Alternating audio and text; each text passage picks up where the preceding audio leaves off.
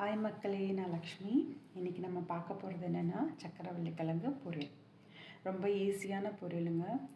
அது ஃப்ரை கூட சொல்லலாம், நீங்கள் எப்படி வேணால் எடுத்துக்கலாம்.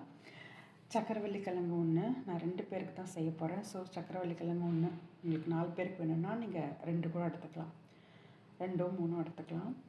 பூண்டு, கருவேப்பிலை, பெருங்காயம், மஞ்சள்தூள், சாம்பார் தூள், உப்பு, எண்ணெய், தண்ணி எதுக்குன்னா லைட்டாக கொஞ்சம் தெளித்து வேக வைக்கிறதுக்கோசரம் தண்ணி. இப்போ செய்முறையை பார்த்துடலாமா? பாருங்கள், இப்படி தான் சக்கரவள்ளி கிழங்க கட் பண்ணி எடுத்துக்கணும். பூண்டு இப்படி மாதிரி நசுக்கிக்கணுங்க. வாங்க இப்போ செய்முறையை பார்த்துடலாம்.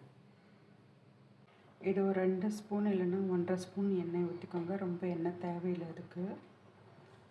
ஊற்றிட்டு ஒன்று சொல்ல மறந்துருப்பேன், கடுகு உளுத்தம் பருப்பு போடணும். நான் சொல்ல மறந்துட்டேன், சாரி.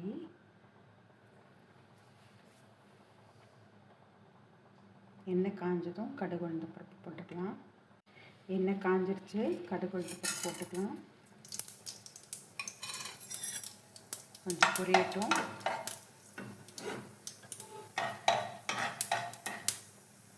இது கூட பூண்டும் கருவேப்பிலையும் போட்டுக்கலாம்.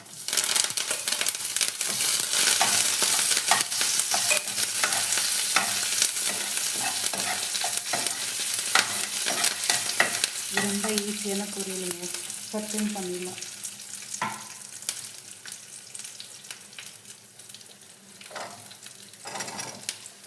கருவள்ளி கிழங்கு 4 சத்து இருக்குது. ஸோ ரொம்ப டேஸ்ட்டாக இருக்கும், குழந்தைக்கும் சாப்பிட்றதுக்கு ஈஸியாக இருக்கும்.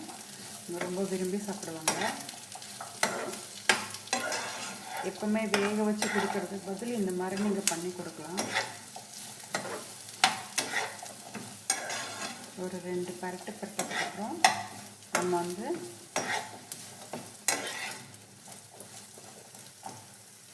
மஞ்சள்தூள்,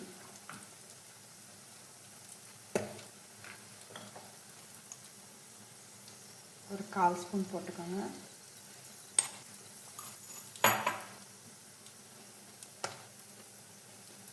பெருங்காயம்,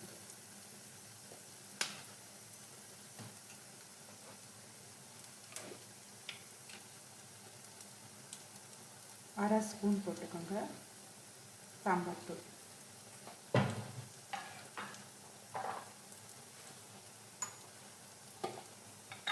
உப்பு,